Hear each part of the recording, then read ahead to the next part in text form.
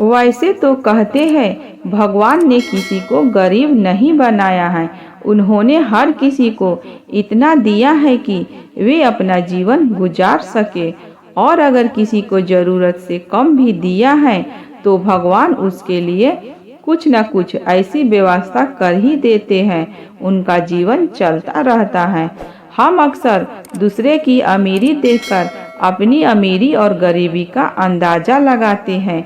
यदि हमारे पास 10 रुपया हो और सामने वाले के पास 100 रुपया है तो हम अपनी नज़रों में गरीब हो जाते हैं और सामने वाला अमीर हो जाता है। हम यह नहीं सोचते कि एक व्यक्ति कितना मेहनत से रुपया कमाता है, 100 काम कर रहा है, उसकी ज़रूरतें क्या हैं। हम तो बस दूसरे की दौलत देखते हैं और अपनी राय बना लेते हैं। गौतम बुद्ध की आज की प्रेरणादायक कहानी के माध्यम से आप जानेंगे कि भगवान बुद्ध के अनुसार कौन धनवान है और कौन धनवान व्यक्ति होता है। साथ ही आप यह भी समझ पाएंगे कि गौतम बुद्ध हर व्यक्ति को अमीर क्यों कहते थे।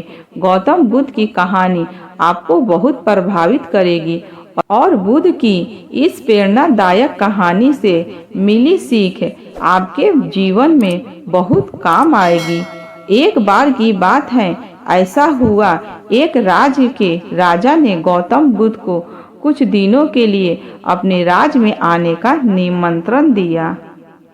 बुद्ध ने उस राजा का निमंत्रण स्वीकार कर लिया और अपने कुछ शिष्यों के साथ उस राज्य में चले गए।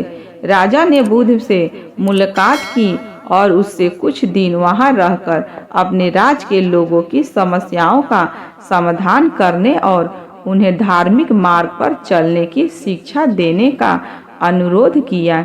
बुद्ध ने राजा की बात मान ली और इस राज्य में 3 दिनों के लिए एक धार्मिक परिषद आयोजित करने का निर्णय लिया। गौतम बुद्ध के आगमन की खबर पूरे राज्य में फैल गई और एक धार्मिक सभा के पहले ही दिन बहुत से लोग आए। उसी राज के चौराहे पर एक भिखारी बैठा रहता था। उसे भी गौतम बुद्ध के आने की खबर थी, लेकिन वह सोचने लगा कि धर्म सभा में जाकर और यहाँ बैठकर उसे क्या मिलेगा। जैसे जैसे लोग आएंगे वे मुझे भिक्षा में कुछ न कुछ अवश्य देंगे। पहले दिन कई लोग आए और उस भिखारी ने अच्छी खासी कमाई की। अगले दिन फिर वही क्रम जारी रहा। भिखारी ने भीख मांगने के साथ साथ यह भी देखा कि धार्मिक सभा में जाते समय लोग उदास और दुखी हो रहे थे और उन्होंने उसे कुछ दिया भी नहीं। बुद्ध से मिलकर वापस आता है तो वह बहुत खुश दिखता है और खुशी खुशी भिक्षा भी देता है। यही सोचते सोचते दूसरा दिन भी बीत गया। तीसरे दिन जब बहुत कम लोग आए तो भिखारी परेशान हो गया। उसने कमाई नहीं की। उसने सोचा कि बुद्ध तो सबकी समस्याओं का समाधान दे रहे हैं, तो क्यों न मैं भी उसके पास जाऊं और अपनी गरीबी दूर करने का उपाय पूछूं। ऐसा सोचकर वह भी धर्म सभा में गया, लेकिन वहां लंबी कतार थी। बड़ी मुश्किल से उनकी बारी आई। बुद्ध के पास पहुंचकर उसने प्रणाम किया और कहा, प्रभु, इस गांव में सभी लोग सुखी हैं और सभी लोग धनवान तथा सुख सुविधा संपन्न हैं, फिर मैं गरीब क्यों हूँ? तुम गरीब हो क्योंकि तुम हमेशा से मांगते रहते हो, लेकिन कभी किसी को कुछ देते नहीं हो। भगवान बुद्ध ने उस भिखारी को देखा। लगता है कि लोग तुम्हें भीख में बहुत सारा धन देंगे, लेकिन आप किसी को बदले में कुछ भी नहीं देना चाहोगे। यह सुनकर भिखारी बड़े आश्चर्य से बोला, हे प्रभु, क्या मैं लोगों को कुछ दूंगा? मैं भीख मांगकर ही गुजारा करता हूँ। मेरे पास देने को आखिर है क्या?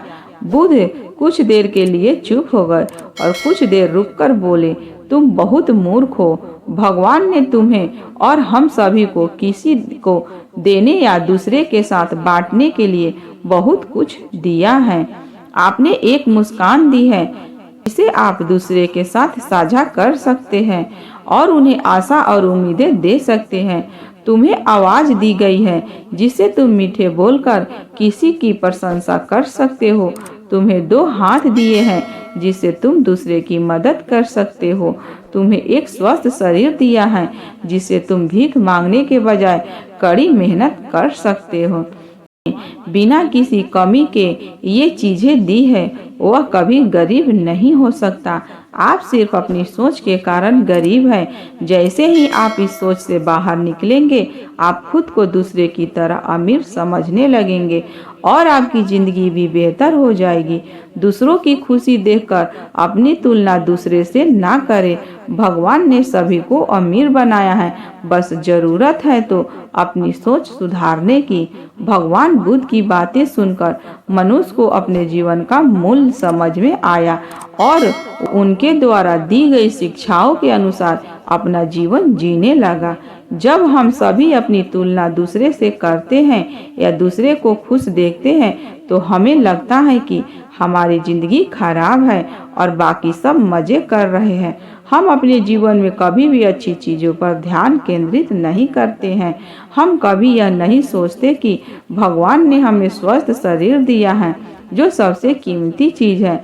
आप कितने भी अमीर क्यों न हो, अगर आपका शरीर उपयोगी नहीं है तो वह पैसा भी किसी काम का नहीं है। और वही अगर आप गरीब हैं लेकिन आपका शरीर बिल्कुल स्वस्थ है तो आप अपने आप में एक अमीर व्यक्ति है।